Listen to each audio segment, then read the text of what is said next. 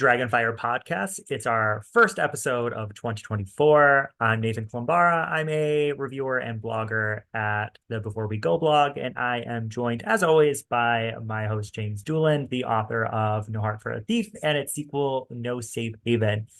So, James, we've taken about 2 months off. So, how's it been? Yeah. Chaotic. It's, the holidays, the end of the year, just there's always so much going on. Um, so it was nice to take a little bit of a break and have a little bit of relief on that end. I have missed being able to talk with authors and kind of sit down and talk with you about books and all that, but it was a needed respite. How about you? Yeah, it's been good, getting back into reading. I hit like a pretty bad reading slump starting around September, and I didn't pull myself really out of it until December. So it was great to just kind of rediscover that love of reading again, because um, there was a point there where I kind of felt like I was reading because I felt like I had to versus Yeah. actually really getting into the books. And um, in December, I kind of was like, you know what? I'm gonna like really focus on sequels. I'm gonna focus on worlds and stories and characters that I know I love and continue on with those. So that's when I read, No Safe Haven, your book. I read the sequel to Salt in the Wound by Benjamin How Averin. was that? The second book is really good. The second book gets much more fantasy. So the first book, it kind of felt like more of a Walking Dead, Last of Us, post-apocalyptic with just a little bit of speculative elements. The Okay. second book gets a lot more into like there's more magic and more stuff in this world. Nice. So, and if for those of you who have read the novella Black Cap, which is a Sphinx semifinalist, it actually starts to actually dive into the main storyline as well. So he does a really Yeah. nice job with that. Actually, can you give us a kind of update on what's going on with Sphinx?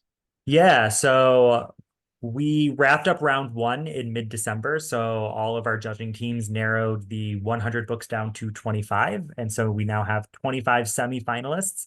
And so each of our five judging teams has five books that were assigned to them, different books than they had in round one. And they now have until January 30th to pick their top two books out of those groups of five. So that'll give us 10 finalists. And that's where we're heading. And that'll be February and March. And then the whole competition is supposed to wrap up by the end of March. So we're kind of just flying through it. I've been in contact with a bunch of the teams. A bunch of reviews have started coming out. I know that all of the judges are sweating it because they don't know how to cut these groups down to two. Yeah. I've heard from a lot of judges where they're like, yeah, let's talk it out, but I'm fine with any of the five, because the field is so strong this year. I mean, it's interesting because it is a first year of a competition, but at the same time, a lot of these authors have come from Spiffbo and Spacefic or however Yeah. you pronounce that, and these other competitions. And so they're they have a little bit of understanding of what the competition looks like. And I don't think it's kind of like early SBFBO where nobody knew what this was and people were going to just trying it out. I think it has a little bit of legs to it in a different way. How do you think the Yeah. first year is going? Yeah, I think it's going really well. I think, as we moved from round one into round two, I think that really helped us because it's structured differently than Spiffbo. Because rather than Spiffbo, where you have 300 books and then you're down to 10, which, 290 people getting cut, we cut a lot. We cut, three-quarters of our books, but we still had 25 semifinalists. And all of our semifinalists were announced at the same time. So because all of our judges were like, we're taking the whole time for round one. We're all going to announce on the last possible day. So we had a day where, yeah, a lot of people were finding out they were getting cut, but we also had a lot of people finding out they were moving on in the competition. So Yeah. it was really cool to see that. And just because it's a smaller competition, the authors seem to be doing a lot more reading each other's books I've seen, really getting into the spirit of the competition.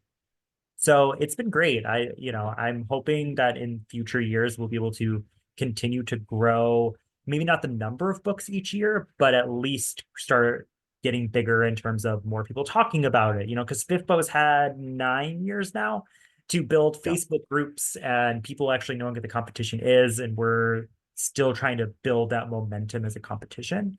But luckily we end in March and then we don't resume the Sphinx 2 until September. So we will have a few months to kind of iron things out, see what worked, see what didn't work, and what we can do better.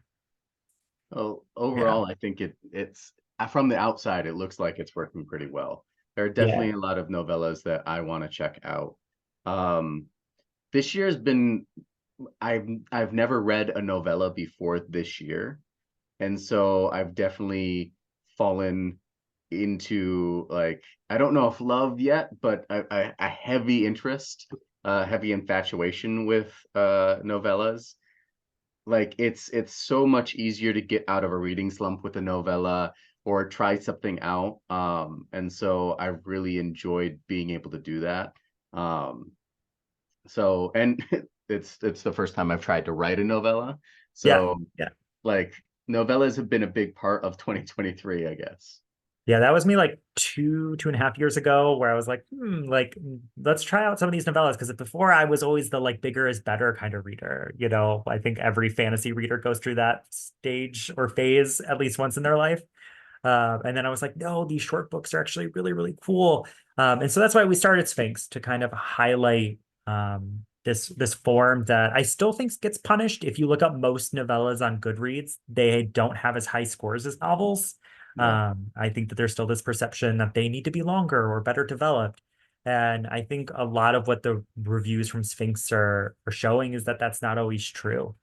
Yeah. But yeah, and one thing that's really cool about Sphinx reading the reviews and talking to the judges is how novellas that are a part of larger series are being perceived, where some novellas are being praised as good starting points for series, while others are kind of being voted down a little bit because they don't feel they're a really good entry point to the world. Yeah.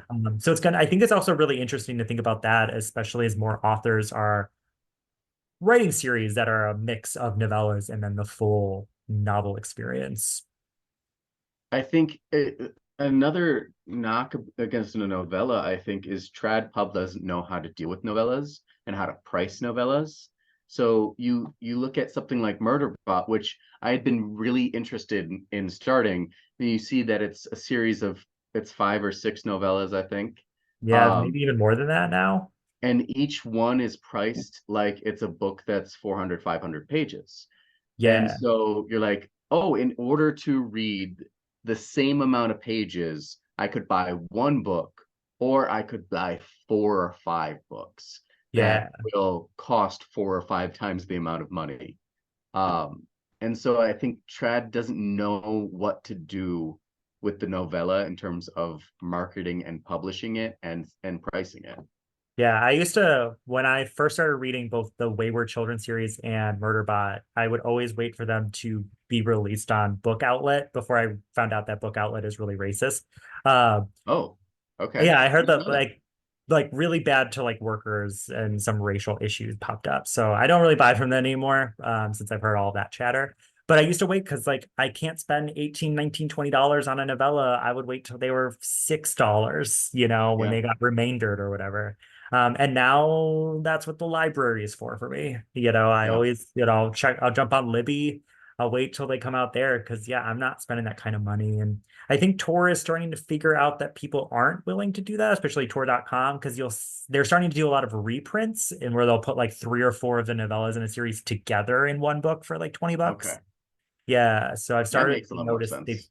that they started re-releasing them because yeah, I think people want to read novellas and some of these series are really popular, but yeah, I'm not spending that kind of money on like 100 pages. Yeah. Um, so for for this episode, as a way to kind of break into the new year and uh come back online after we've been off for about 2 months, we wanted to take a look at 2023 and talk about some of the things that we want to leave behind in 2023. So some of these are a little bit more fun and jokey, and other things that, like, let's seriously leave behind as a reader and a writing community. Um, Nathan, do you have one that you want to throw out there to start us off? Yeah, I think this is more for the reading bookish influencer community, but I'd really like to leave book hauls. back in Okay. 2023. Like I think on like the more like fun element, like because I'm easily influenced. And if you're buying 2025 books, I'm gonna buy 2025 books. And I had to move twice this year, and my roommate and I and my roommate's friend had to move all of those boxes of books. So on one hand, I would like to see that leaving behind because if you show me something really, really cool, I'm gonna buy it. I literally just put in an Amazon order the other day for one of those like remote page clickers for your Kindle because I saw someone on TikTok have one. I wanted one. A Um, remote page clicker? yeah, so that you're like if you're like curled up under a blanket, you can like have one hand out. I also bought, Oh. okay, this is gonna sound really lazy. I also bought the Kindle like holder where you can like hook it to a table. And then I bought the like clicker thing so that you never have to like hold anything. You're just clicking and sitting back and reading, and it's just like holds it like out there for you. So I'm easily influenced. So I think book hauls, I think like for me, it really makes me want to get all those things. And I think it does also, in a more serious way, relate to a lot of consumerism problems that we have with social Mm, media. I know that when people say, I bought 25 books or here's my gigantic book haul, that's what gets views. And I understand that's why people do it. But I also think that it creates this energy where everybody just wants to go out and buy books that they're not reading, and not really understanding that a lot of those famous influencers who have those 30, 40, 50 book hauls, books in a book haul once a month, that a lot of them are getting those books for free from publishers, that a lot of them who are monetizing those videos, that's how they're affording those books. And I think it just creates a community of consumerism that I wish we would pull back. If you want to do a book haul video, do like a library book haul video, or yeah. feature the one or two really cool special editions, or those one or two favorite books that you bought, rather than the let's see how many books I can buy in total. The caveat to that, or the pushback as an author I would give, is like it means a lot when you can get your book into a book haul video or any kind of video, Yeah. because especially if it's a larger booktube person or book talk person, getting views on your book means a lot. And so there's that aspect of me that's like, but no, I totally agree on the consumerism issue. I also wish we would spend more time and give more of our energy and also our money to the libraries. I would love to see us supporting libraries in a way that local governments are not doing enough of. And so they do need our support. So I would love to see more support of the libraries. So I don't know if I can fully fully endorse Yeah. your choice, but I see it. Yeah. And again, like I would like I'm not saying like don't like we don't have to show books that we're buying or anything at all. I think for me it's more of those like the people who pop up every other week and they've bought 20 books, and Yeah, you're like, so you're buying 40 books a month, and then you never hear them talk about any of those books ever again, kind of thing. I think for yeah. me, that's what kind of rubs me a little bit the wrong way. And I know that's controversial, but yeah. No, I get it. The thing I think the thing that always makes this community hard for me is because it is so tied to capitalism and monetization and all that kind of stuff, Yeah. where a lot of us just love books and love writing and love these worlds.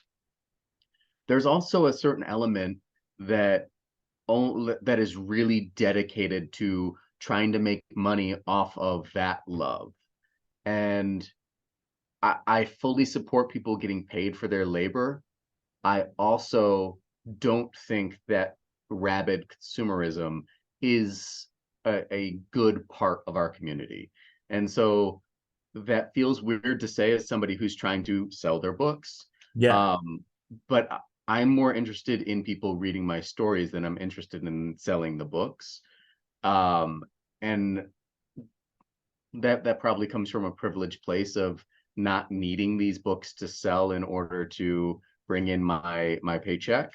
Um, but it's that hard balance thing, because a lot of the things that I think are having that are issues within the community come from the need to monetize everything, Yeah.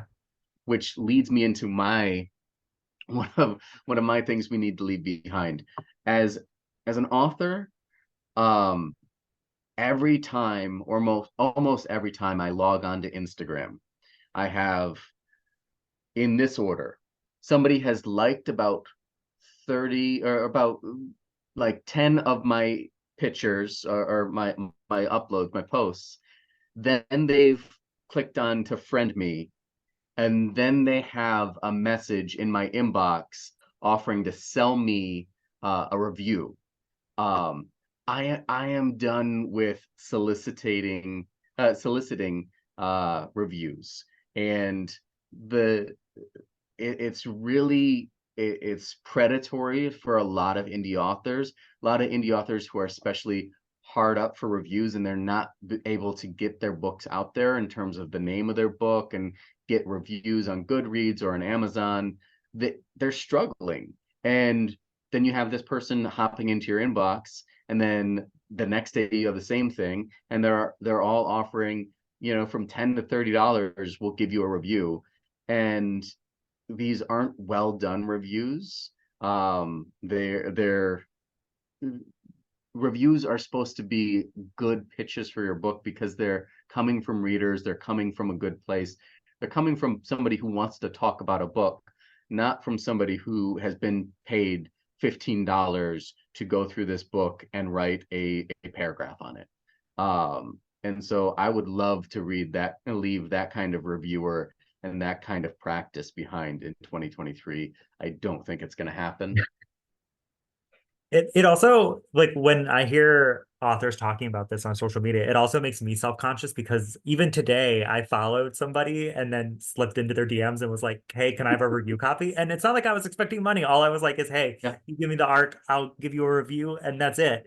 That's the exchange. But I kind of felt like, oh, I did the liked a post, followed DM thing, and it made me feel slimy because I know that there are these grifters out there who are just making money off of giving you 2 sentences of a review.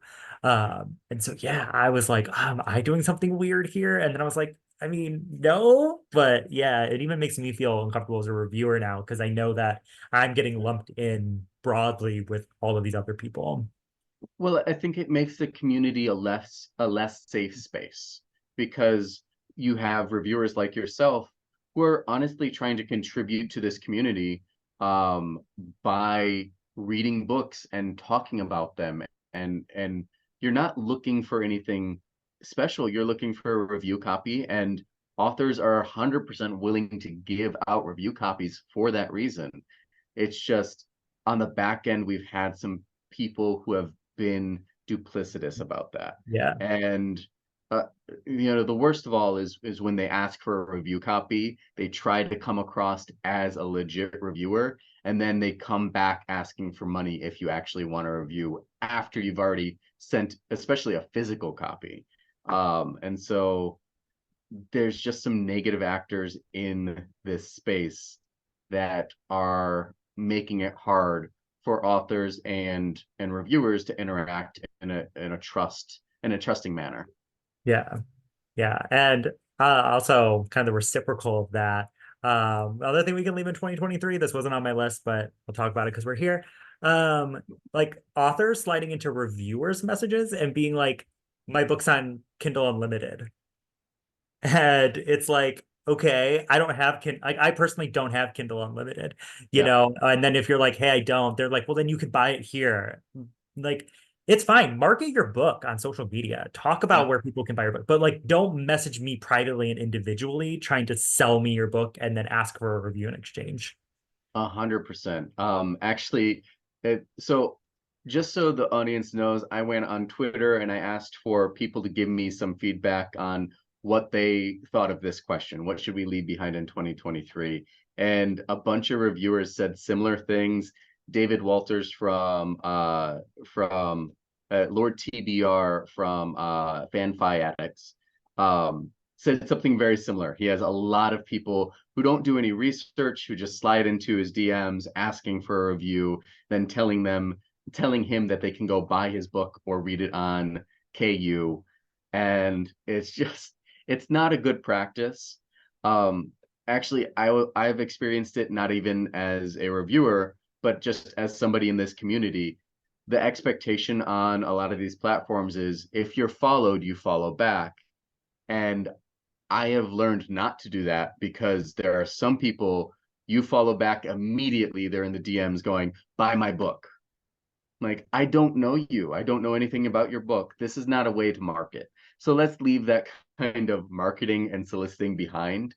I think we're getting into a very big trend in this conversation with anything just too consumeristic, too much in consumerism, materialistic.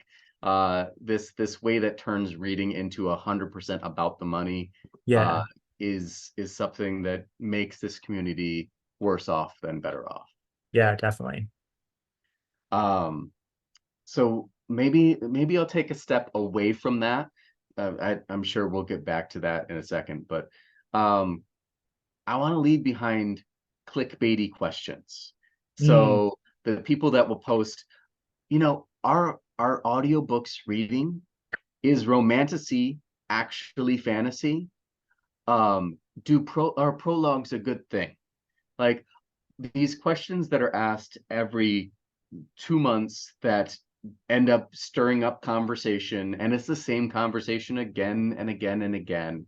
And it's people are just asking these questions to stir up engagement rather than to actually ask a question. And I'm done with that. yeah. Yeah. You can see it, especially when people post a question like every day. And I get Yeah, it. Like, I feel this whole social media algorithm thing, it's this whole rise of like algo speak and writing social media posts and tweets and Instagram posts in a way that's going to trick the algorithm into getting you engagement. So I get it. I get it when people yeah, are desperate because things that used to get thousands and thousands of views are now getting 100 views. Uh, but still, it makes me maybe not unfollow you, but it makes me mute you really fast yeah. if that's all it is again and again and again and again and again, because I don't care to rehash these same arguments that we just had. Like audiobooks are reading. We're done. Like I thought we've established that. And the fact that like it'll blow up on Twitter and then 2 months later, that's when the TikTok conversation will happen. And then a few months later, that's when it Yeah. hits, Instagram or whatever. And we just go through this cycle of the same conversations over and over and over again. And it makes it like so that it's not fun to engage in the community because you're like, I'm tired of having this conversation. I'm just going to disengage for a week. 100%. Do you know Roy Wood Jr., Yes. the comedian from The Daily Show? Yeah. So I watched this clip of an interview from him recently, and he was saying it used to be that when you're a comedian, you're kind of coming up. Those people that have experience in the industry would see your talent, would see your budding talent, knowing that you have a lot to do, and they take you under their wing, and you'd get this entry level job, and you take on these responsibilities, and you'd learn the craft, and then they would help you along the way start to build an audience and build a voice.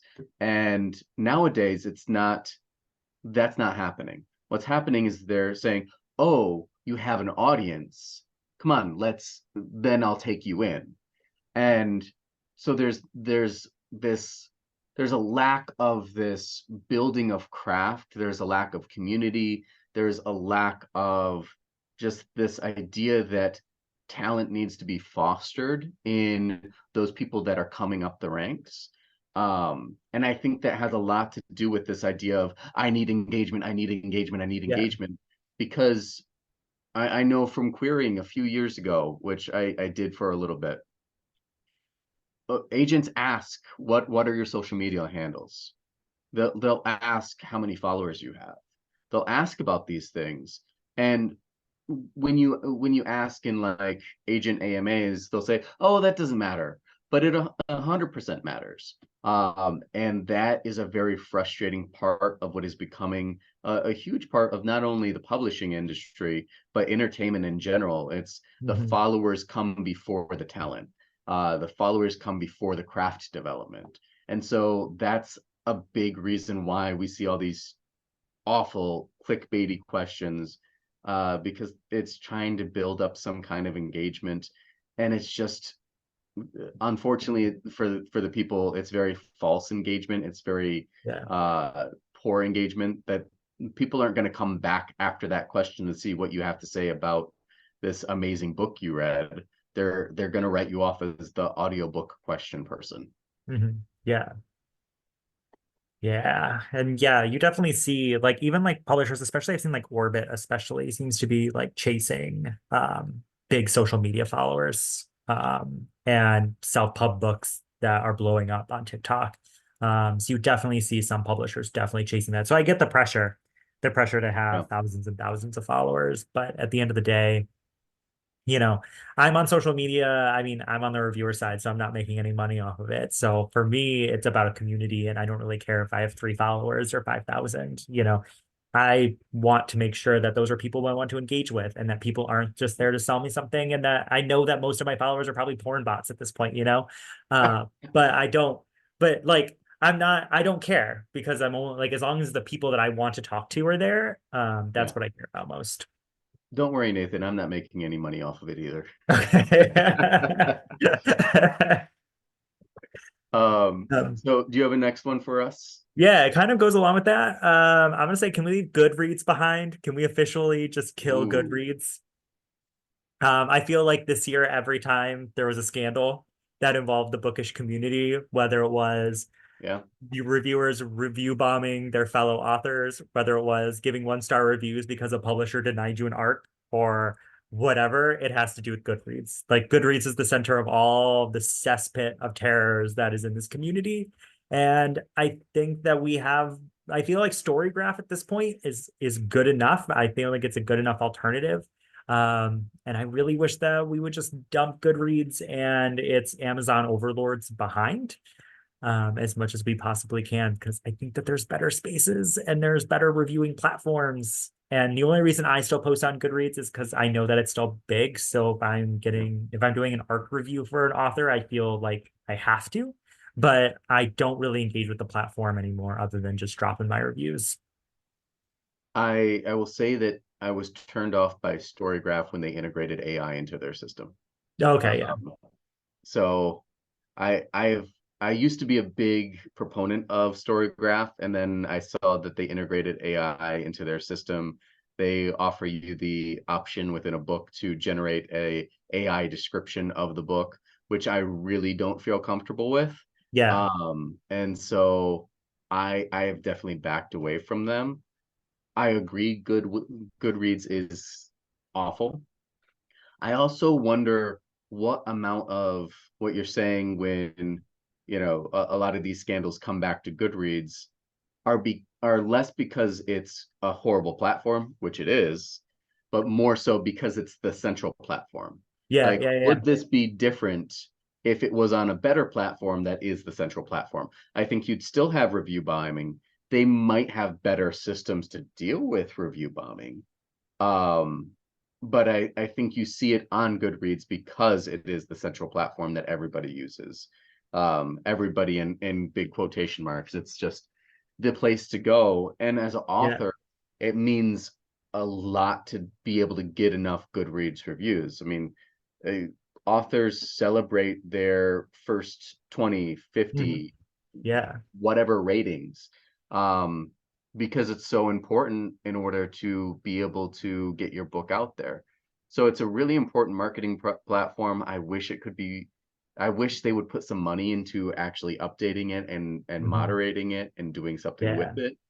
Um, I don't know. I think it's the part of it is I think it's the nature of the beast of having a platform where you give numbers to art. Um, I love like I am a very numbers oriented person in a lot of ways. And so I like looking at the numbers. Um, but a star rating is never going to tell you what if a book is actually good or bad. Oh yeah. Um, and so it's just a frustrating system. I don't know. I'm somewhere in the middle on this one.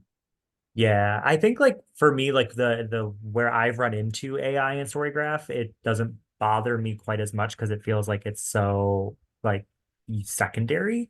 Like they Yep. do like the like auto-generated, like here's a summary of the reviews in AI. But Amazon does the same thing on their platform, and you know, they do the same thing where they're like reviewers like this, but they did not like this kind of thing. So that doesn't bother me quite as much because it's Okay. just kind of everybody's doing it. But yeah, I think for me, it's just that you see that Goodreads has a major company like Amazon behind it. They obviously have the personnel and the technology to deal with a lot of these problems. I don't care that they're not catching these problems at first, but even when they're reported, they're refusing to do anything about it. Remove reviews for the wrong book, refusing to remove books for whatever. And I feel like whenever I've had an issue on the story graph and you contact one of their, I don't know if Yeah. they call them librarians, they're like really fast to like update things or fix things. And so I feel like no platform's perfect, but at least the Storygraph at this point, and maybe because it's smaller, it's just easier for them to do so. They've been on more on top of like actually fixing problems in a way that Goodreads has shown that it just doesn't care. Yeah. Um, and Goodreads, it's huge, as you've said, it's influential, and I think sometimes they're doing bad things with that influence. Like if you look at the Goodreads awards Oh, from those 2023 are awful. and all of the random category stuff that's been going on. Like Yep. I'm fine with them starting a romantasy category, like whatever, but like dumping other categories that actually need that kind of Yeah. exposure because they started these new categories. It just like is very weird to me. Yeah, it's just I don't know. For me, I I agree. just don't really use it that much anymore. I agree. It's Yeah. Goodreads is a cesspool.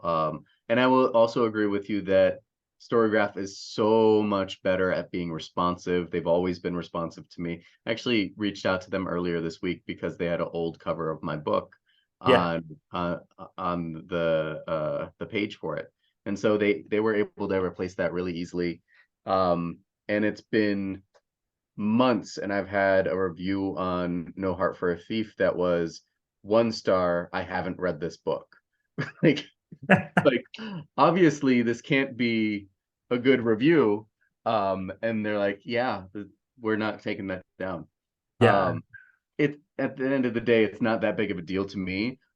Um, I'm not saying I have a huge readership or anything like that, but I have enough reviews where that doesn't hurt me as much. Yeah. If I had 25 reviews and one of them was a 1 star that said 1 star, I haven't read this book, um, that would mean a lot. That Yeah. would tank my average. Yeah, and especially And like so if readers are like me, and half the time when I go to Goodreads, I just look at the average. I don't really go down yeah, into the reviews every time. If I'm like, oh, I'm interested in this book, and then it's like, oh, the average is a 3.2, I might just be like, okay, no, I'll move on to the next book, and I don't look at, oh, are there any of those stupid 1 stars? yeah.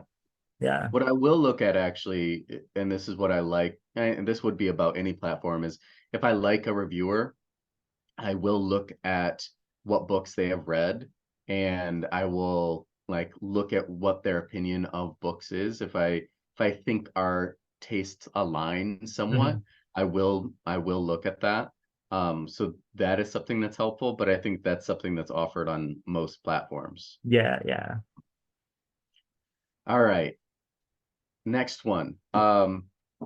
And I don't think we have a huge crossover. I don't think the Venn diagram of fan bases between this podcast and this director is huge. But I think that we should leave behind in 2023 the idea that Zack Snyder knows how to tell a story. I think we should leave that behind. He can make a pretty image. He can shoot a pretty shot. He can CGI well. Um, but he can't tell a story, especially in under 6 hours. Um, and I think we could leave that behind. Especially, I think the thing that annoys me the most about Zack Snyder is his fan base because they are so rabid and believe in him like the Messiah. But they don't. Like, did we talk about this on this podcast before? The whole No, I idea don't that think so.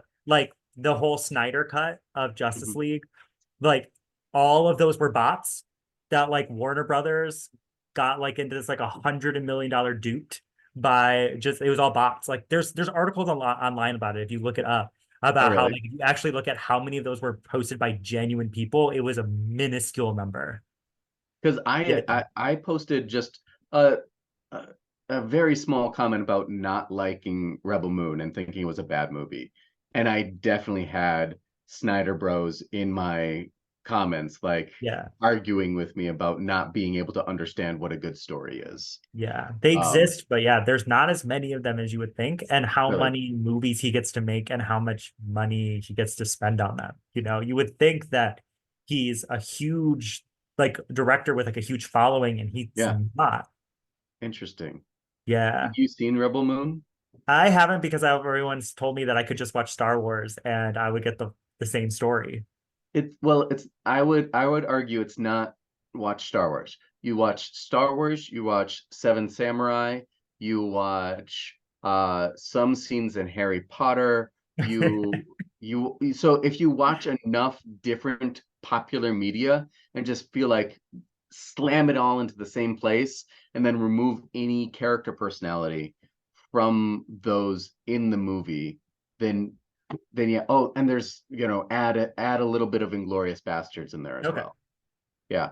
because it's not subtle how much these are just space Nazis. Okay. Like they look like they're Nazis coming off a spaceship, and Yeah. um, it's just bad. Yeah. And I'm all for the auteur filmmaker, but like not everybody has to be an auteur. Like it's okay if you're just the director and you have Yeah, someone screenwriting for you. I feel the same way about Ridley Scott. Like it's yeah, okay to have someone else writing your scripts if you're just the visual person. Like that is a skill and you should be happy with just doing that.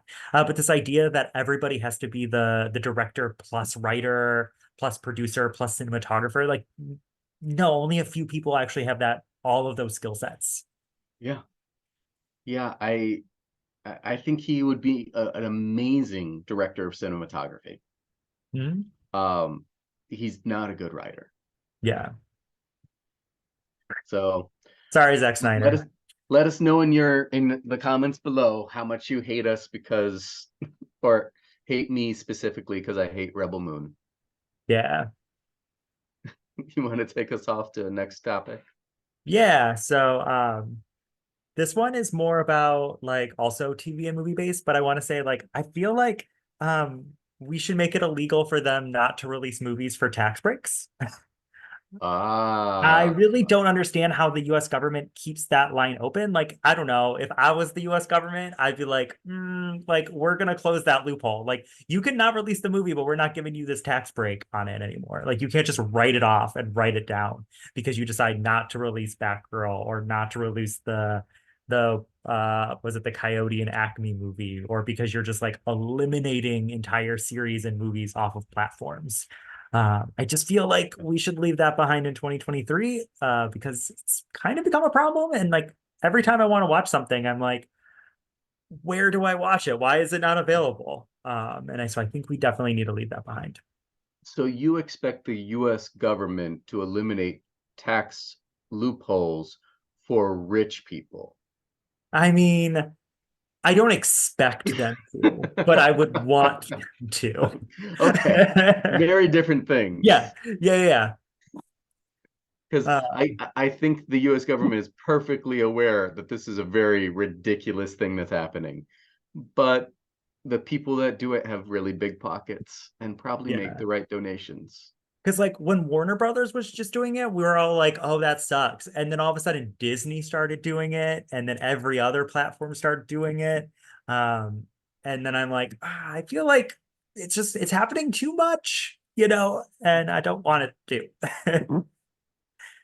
And this is not on my list, but can we also leave behind streaming services becoming cable and No. adding commercials in and having to upcharge everything? It's becoming cable with pay-per-view, Yeah, but just segmented. yeah, It's yeah, awful. and like weirdly segmented, but then also bundling is becoming a thing again, and Yeah. now I've read a report that Paramount Plus and Max might be merging next year, or Yep. like so we're getting fewer of them. But yeah, like streaming was supposed to be this golden age. It was supposed to be the like I should be able to watch anything and everything.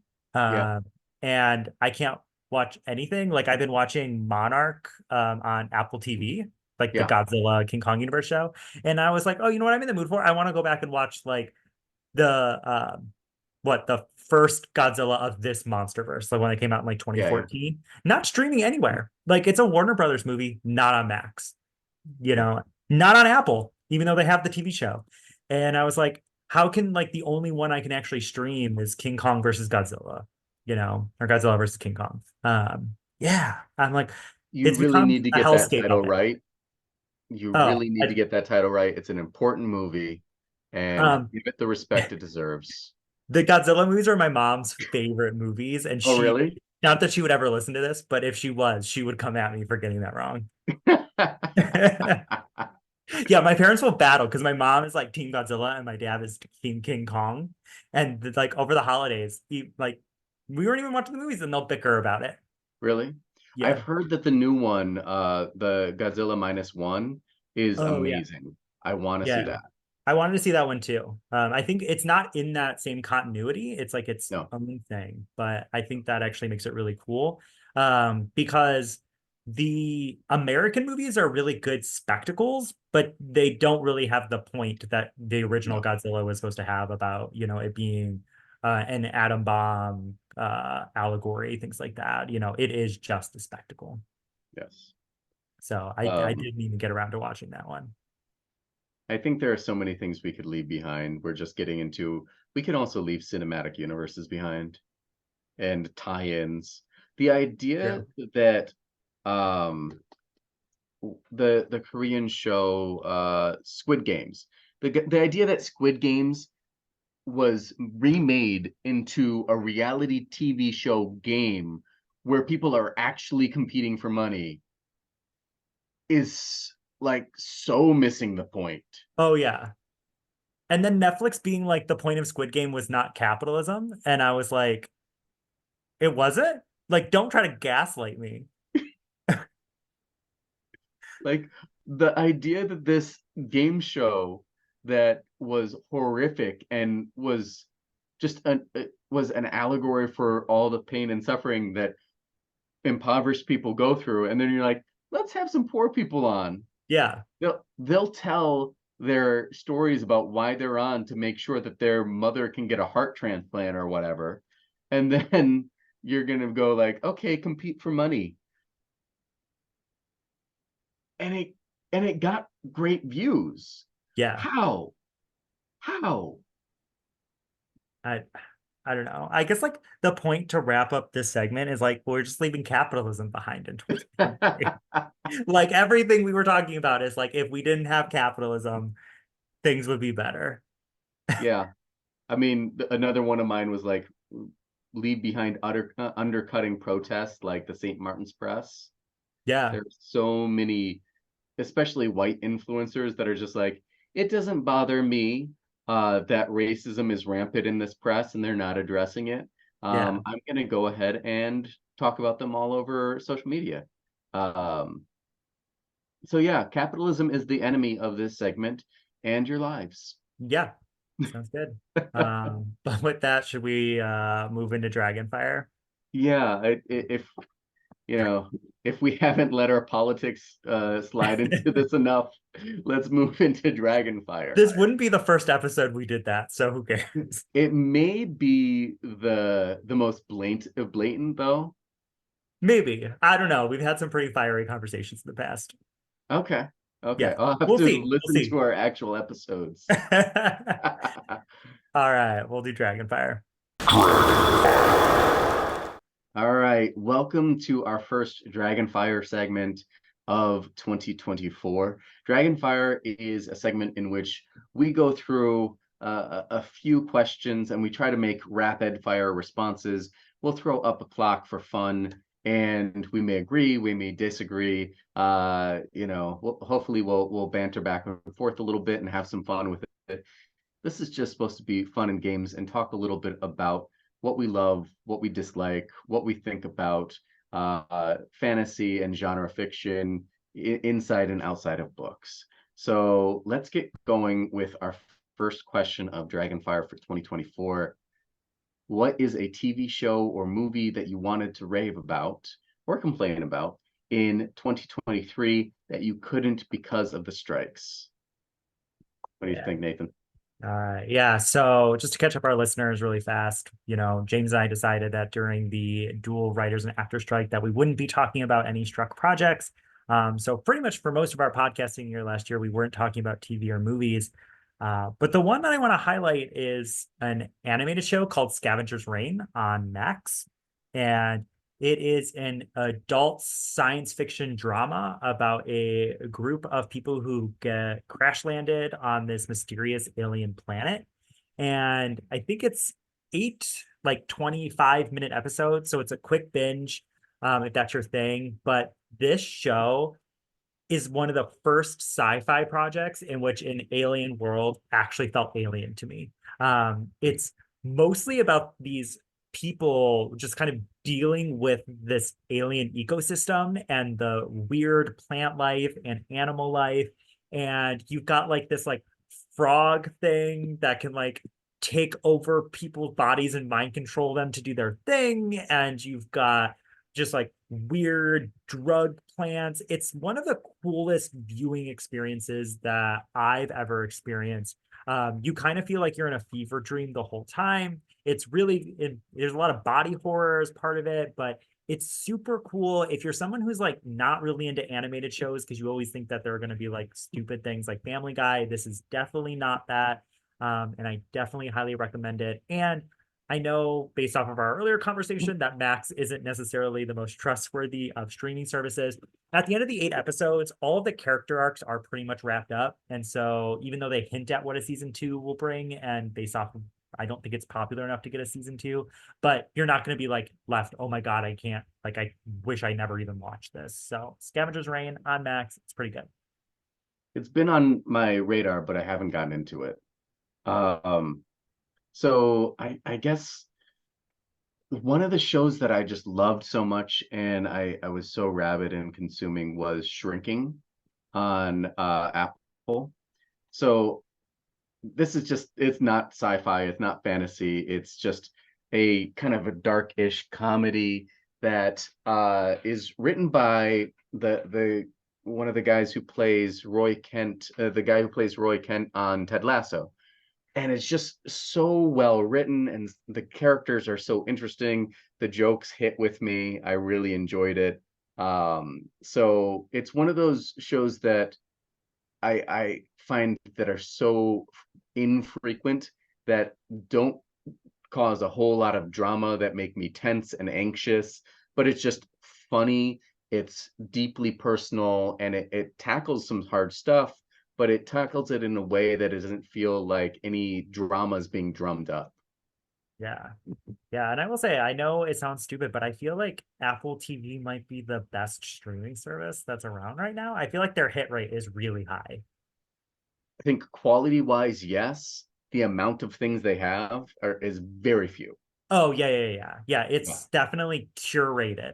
Like, but if you're somebody who doesn't watch a lot, but is looking, especially if you like big sci-fi stuff, For All Mankind, Silo, Foundation, they're all there. And they definitely throw C a was lot another of money. one. So which one? C. Oh, C, which is the most out there. I don't know what I was watching, but I was fully invested in every moment. I haven't gotten into it, but my wife loves it, so I at some point I have to check it out. Oh yeah, it's definitely one of those post-apocalyptic things that don't think about it too hard because logically it just falls apart very, very quickly. But if you just kind Yeah. of roll into it and just enjoy it for what it is, it's actually a really good time. Okay. I can do Yeah. that. All right. Um, so next up, it's 2024, new year. James, what is the book or books that you're committed to finally pulling off your TBR and actually reading this year? What I don't like about this question is now that my answer will be recorded, and I might be held to it. Oh yeah, Um, we're not being held to this. It's just what we hope. so I think the trad book that keeps on jumping back up at me, that I really want to read is The Spear That Cuts Through Water. Yeah. Um, I just purchased a physical copy of it. I have heard so many good things about this book. One of the tropes that I love, and it's probably fairly obvious if you've read my work, I love the story within a story trope. And I've heard that this does that to the max. And so I'm really interested to see what they do with this trope. Um, so I really want to check that out.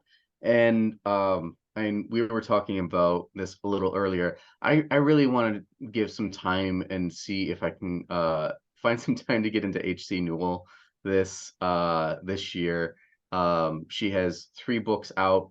What is the name of her series name? Oh, I don't know. Can I Google how fast can I look this up? Before the timer goes out. Um, Well, I can look it up. Well, you go ahead and talk about yours. yeah, because the Curse of the Fallen is the first book. Fallen Light. Yeah, Fallen Light. Fall of Light. That's it. Yeah, Fallen Light series. Yeah.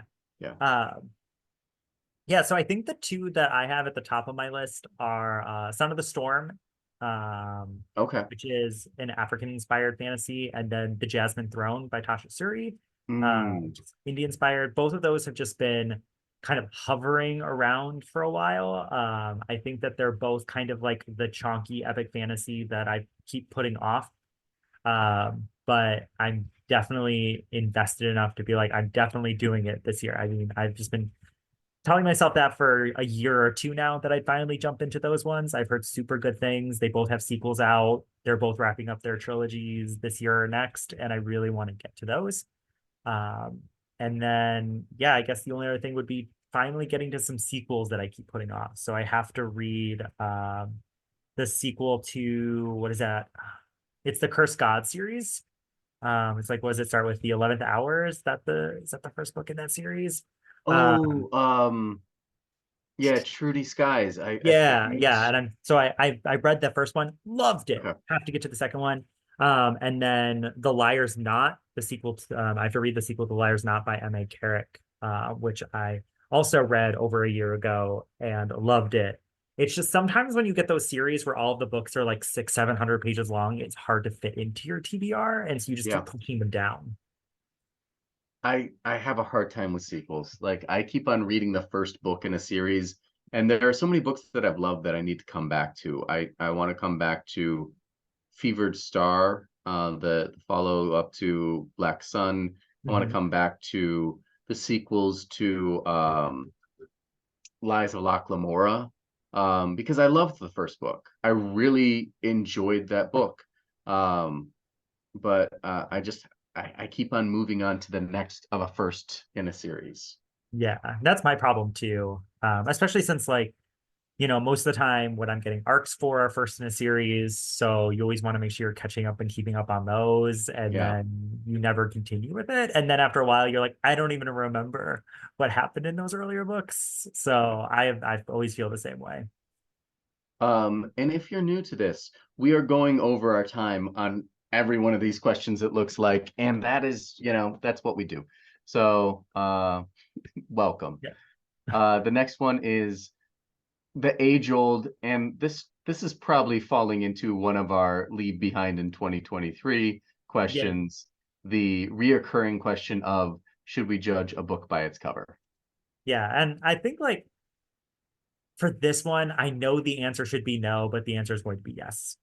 Yeah, Um, yeah, like I definitely feel like for me, the cover tells me what I'm going to get. And so I saw a conversation recently on I think it was TikTok where somebody was talking about how those like rom-com covers that are like super cartoony and hmm how fantasy books should adopt that style of cover. And I'm like, maybe no, for some, but no, not at all.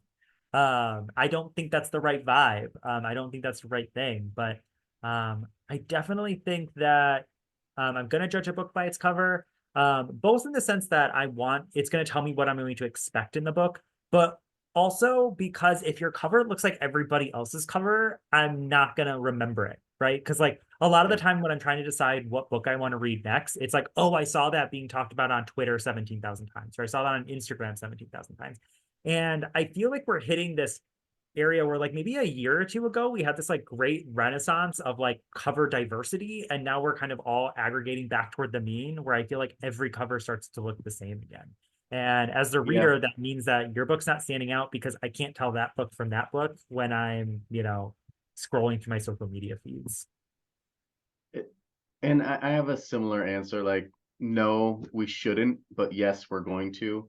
And the reason for me is I have so little time to read. I love reading, but I just don't have the time that I want to. I have to put in time to my job, to writing, to my family. There are so many other things that are prioritized before reading. So when I do have the chance to read, I am going to find everything I can in order to pick the book that is going to give me the most enjoyment I can reap from that time. And so if that means I have to judge it by a cover, I have to judge it by a review and a recommendation, I have to judge it by a blurb, I'm going to judge it by all of those things because unfortunately I don't have time to read everything I want to. And so the book that has a less enticing cover is not going to make it to the top of the TBR for me. Yeah. And I will also say that whenever a traditional publisher has a US version and a UK cover version of their cover, the US version is almost always better. Uh, I'm just gonna You go with say that. better?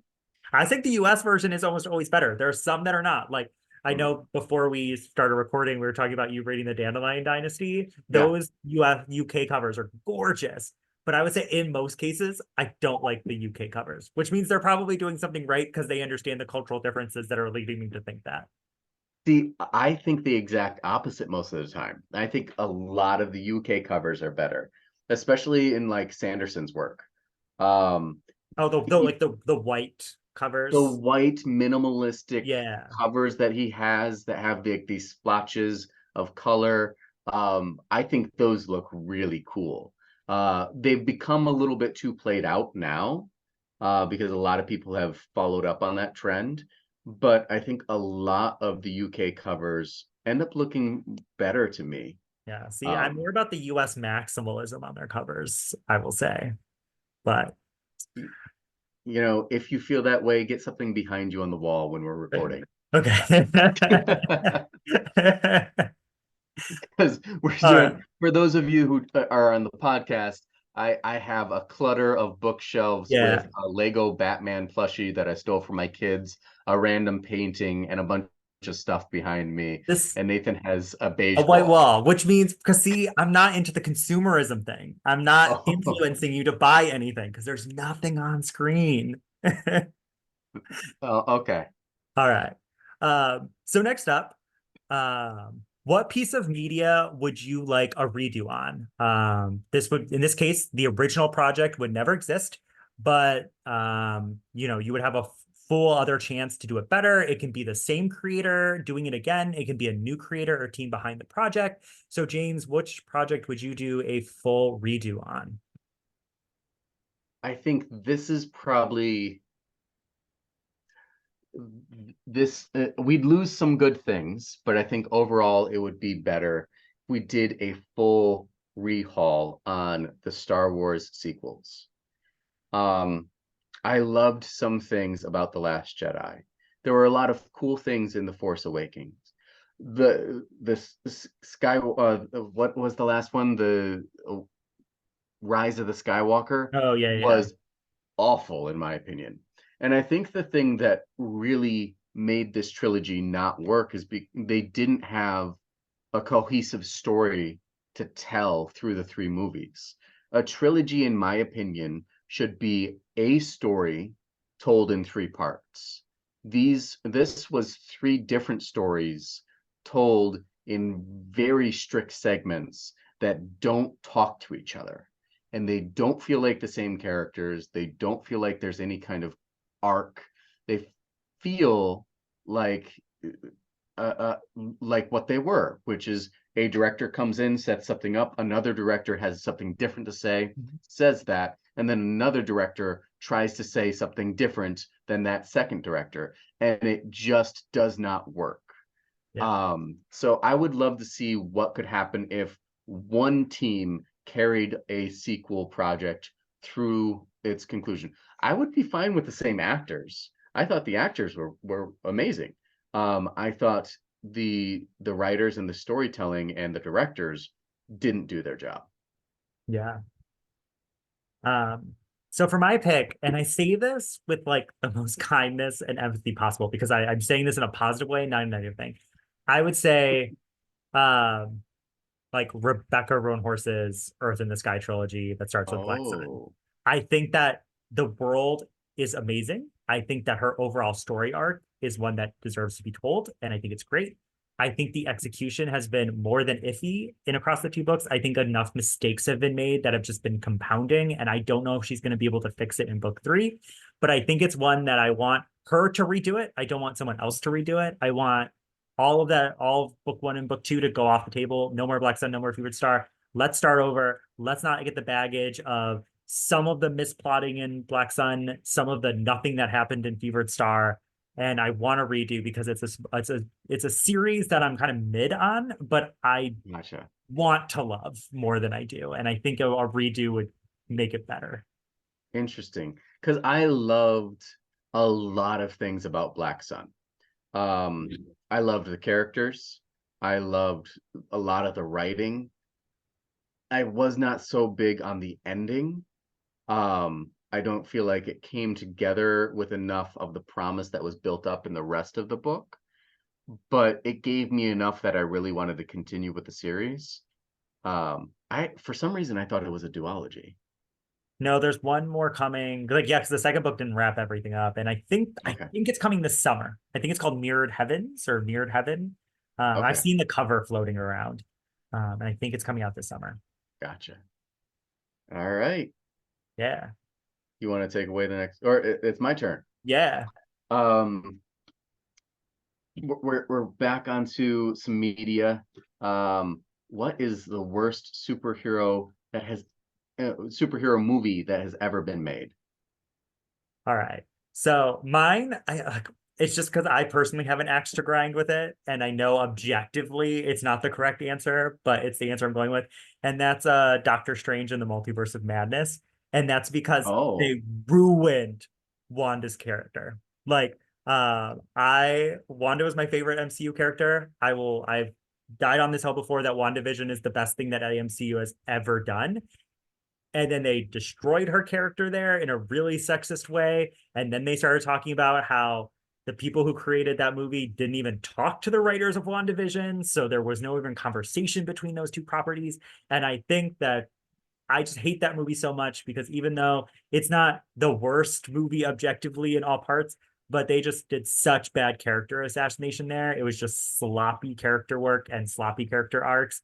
And to me, that was the beginning of the fall of the MCU. I think right interesting. there, that was it for me. So I go with that one because, yeah, I think they had such a fascinating. I don't know if she's a anti-hero or what you want to call Wanda by that point. And I think there was so many interesting things they could have done with that coming out of Yeah. WandaVision. And they just destroyed it all in one, CGI fest. I don't know if this is true, but I was told that it was supposed to come out before WandaVision. And Oh, so okay.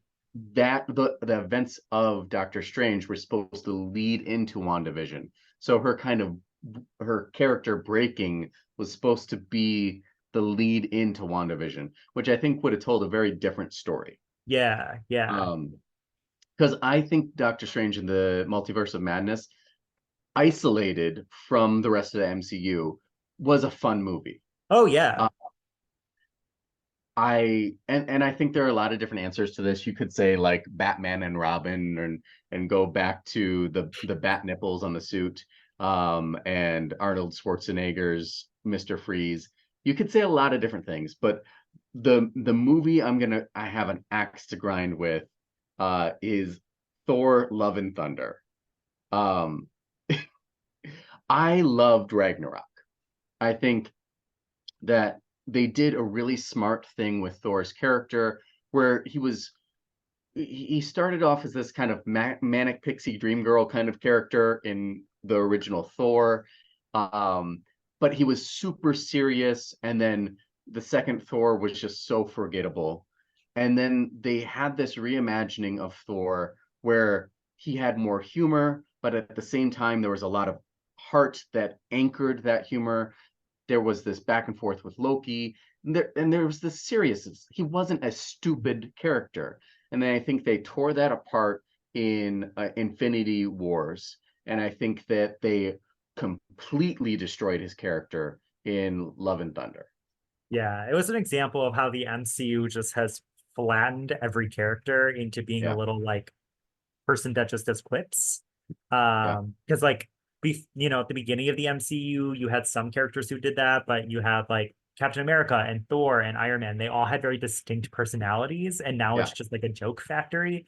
And Love and Thunder was definitely a big part of that. I loved the villain, the Gore. That villain needed more screen time. Christian Bale was really interesting to watch on screen. Stole the scene every time he was in it, but he got like 3 scenes in the movie. Oh It yeah. it was a very boring movie, and it not even boring. I hate watched it. Yeah. Yeah. Christian Bale's character should have been the next big bad. Yeah. Like he should have been the next Thanos level figure.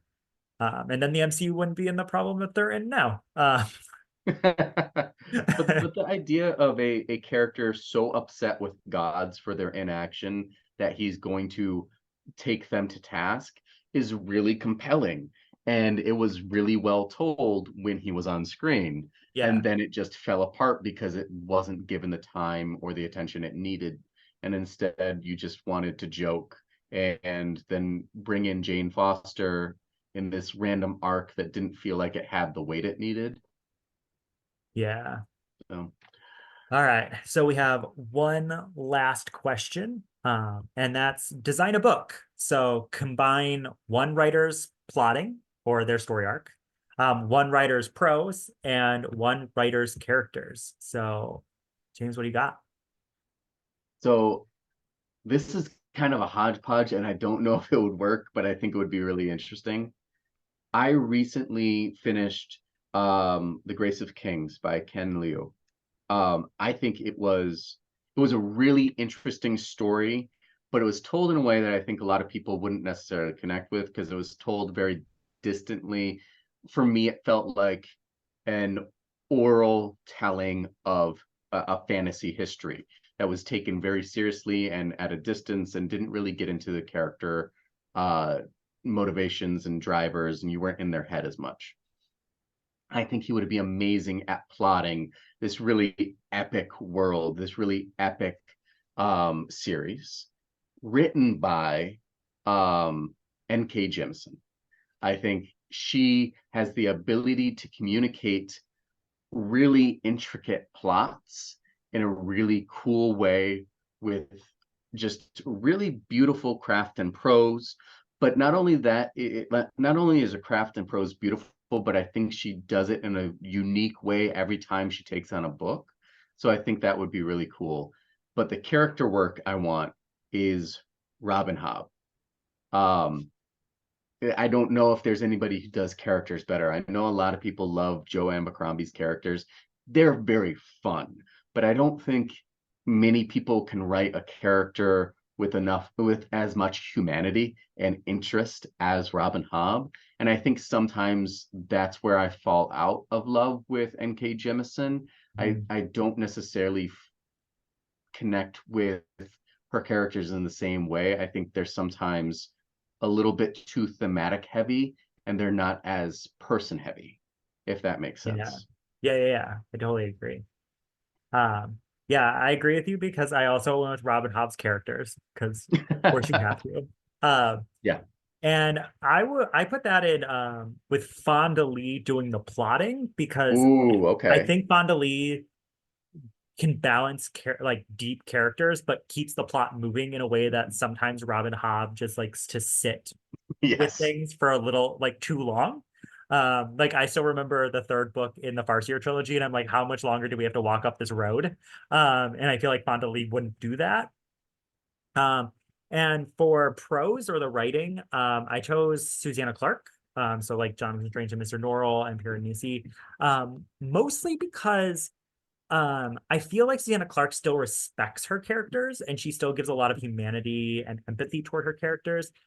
But I feel like she also is willing to judge her characters and call them out on their own shit. So I feel Mm, like Robin Hobb doesn't really call out Fitz for being a dumbass enough.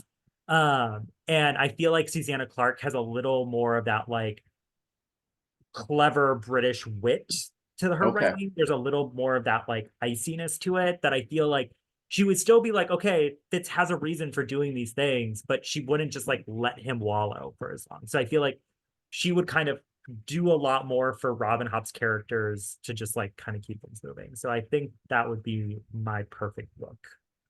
I'd read that book. Yeah. Yeah. All Well, right.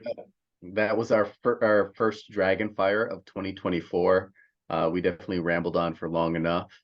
If you've stuck around long enough, thank you for listening to us. Nathan, you want to take us away? Yeah, so yeah, thanks everybody. We have a lot of author interviews and things coming up. So make sure that if you don't already, subscribe to us on YouTube or wherever you get your podcasts. This is the Dragonfire podcast. So, James, thank you for joining us always. And for everyone listening, thank you. And we will see you in 2 weeks. Thank you all.